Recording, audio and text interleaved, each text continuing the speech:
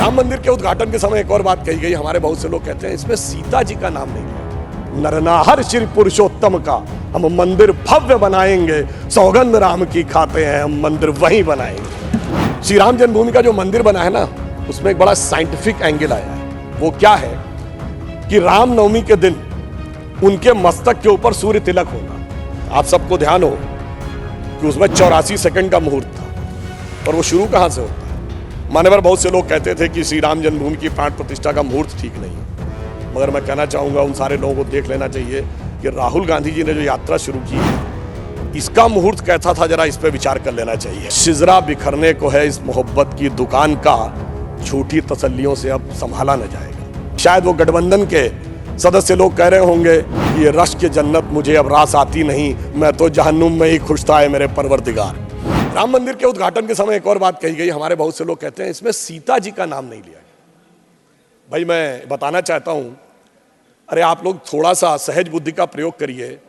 ये तो राम जन्मभूमि है, ये तो रामलला है। विराजमान भी वहां 5 वर्ष के हैं। जहां राजा राम होंगे तो वहां सीता भी आएंगी। अभी तो रामलला ही है, तो जय श्री राम ही होगा। और दूसरा, मैं ये भी कहना चाहता हूं, मुझे बड़ी प्रसन्नता भी होती है जब वो ये बात कहते हैं कि सीता जी का नाम होना चाहिए, तो मुझे ध्यान आता है कि दुनिया में कोई दूसरी संस्कृति नहीं है जो ईश्वर में स्त्री तत्व को स्थान देती हो। सिर्फ हमारी संस्कृति है। हम सीताराम भी कहते हैं, राधे श्याम भी कहते हैं, लक्ष्मी नारायण भी कहते हैं, गौरी शंकर भी कहते हैं। और जब राम मंदिर आंदोलन चल रहा था तो हम दोनों को याद करते थे। सभापति जी, मैं बालक के रूप में गया था उस रैली में, मुझे आज तक याद है। हम कहते थे, जन जन के मन में राम रमे और प्राण प्राण में सीता है, हर हृदय की धड़कन रामायण पग पग पर बनी पुनीता है। यदि राम नहीं है श्वासों में तो प्राणों का घट रीता है। फिर हम कहते थे, इसलिए नरनाहर श्री पुरुषोत्तम का हम मंदिर भव्य बनाएंगे, सौगंध राम की खाते हैं हम मंदिर वहीं बनाएंगे। और आज आप देखिए वो सौगंध पूर्ण हुई। उसकी शुरुआत माननीय अडवाणी जी के समय में हुई थी और संपूर्ण मोदी जी ने उसे करने का कार्य किया है। अब मैं एक और बात कहना चाहता हूं, एक थोड़े इस विषय के ऊपर। माननीय खड़गे जी ने कल एक विषय कहा था कि साइंटिफिक होने की बात करनी चाहिए। जब हम साइंटिफिक की बात करते हैं तो मैं याद दिलाना चाहता हूं, श्री राम जन्मभूमि का जो मंदिर बना है ना, उसमें एक बड़ा साइंटिफिक एंगल आया है। वो क्या है कि रामनवमी के दिन उनके मस्तक के ऊपर सूर्य तिलक होगा। अब इसके लिए सबसे पहले किस चीज की जरूरत है, जो प्लैनेटरी पोजीशन थी कि अर्थ का जो एंगल होगा सूर्य के साथ उस पर्टिकुलर दिन कैसे होगा। तो इसमें 3 इंस्टीट्यूट ने काम किया है।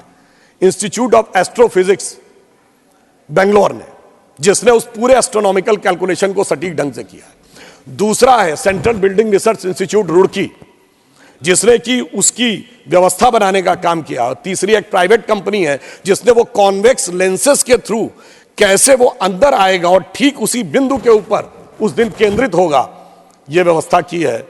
मगर मैं अपने विरोधियों को बताना चाहता हूं, आज तो एस्ट्रोफिजिक्स का इंस्टीट्यूट है, आज तो हमारे पास इतनी टेक्नोलॉजी है, मगर यही तो कोणार्क के सूर्य मंदिर में भी था।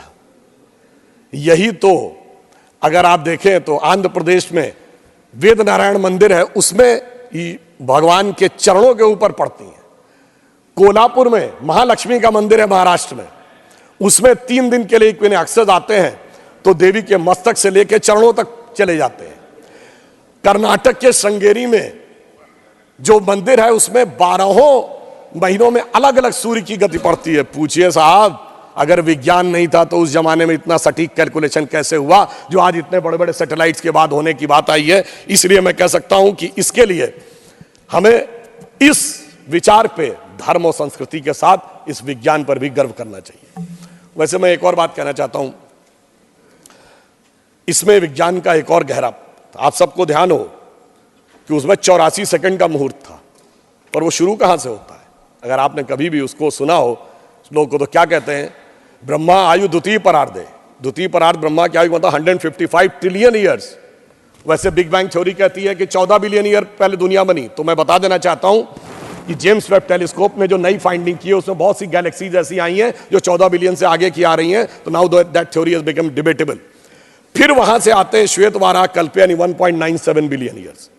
फिर आते हैं वैवस्वत मनवंतरे, फिर आते हैं कलयुग यानी 5125 ईयर्स, फिर आते हैं विक्रम संवत में 2081 साल, फिर आते हैं वर्ष के भाग में, उत्तरायण सूर्य में, फिर आते हैं महीने में, और उसके बाद वार नक्षत्र होते हुए 84 सेकंड तक। मैं कहना चाहता हूं ये भारत की सनातन यात्रा है जो 155 ट्रिलियन ईयर से लेकर सटीक कैलकुलेशन 84 सेकंड तक का करती है।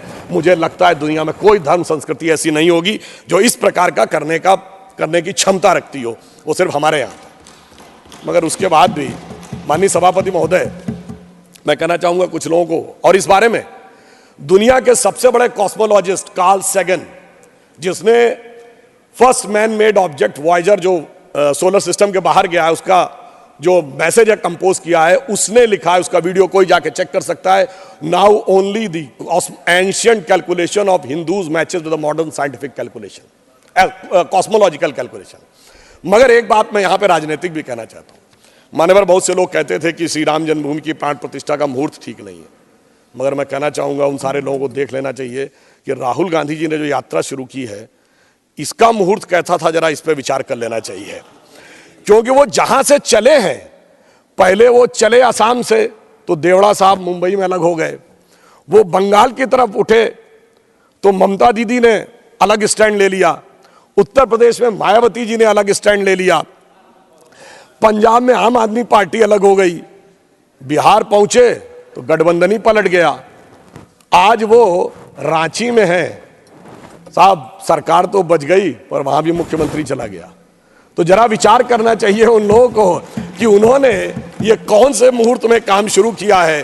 परंतु उसके उपरांत जिस ढंग से इंडिया गठबंधन की राहुल गांधी जी की यात्रा चल रही है, तो उसके लिए जो हकीकत से मुंह मोड़े हुए हैं, उसके लिए मैं कहना चाहूंगा कि आंख मूंद लेने से ये खतरा न टल जाएगा, आंख मूंद लेने से ये खतरा न टल जाएगा। अब वो देखना पड़ेगा जो देखा न जाएगा, और शिजरा बिखरने को है इस मोहब्बत की दुकान का, झूठी तसल्लियों से अब संभाला न जाएगा। और यह भी एक संयोग देखिए कि कल माननीय खड़गे जी के मुंह से निकल गया था 400 पार, और शाम को दीदी ने कह दिया कांग्रेस को तो 40 की दरकार।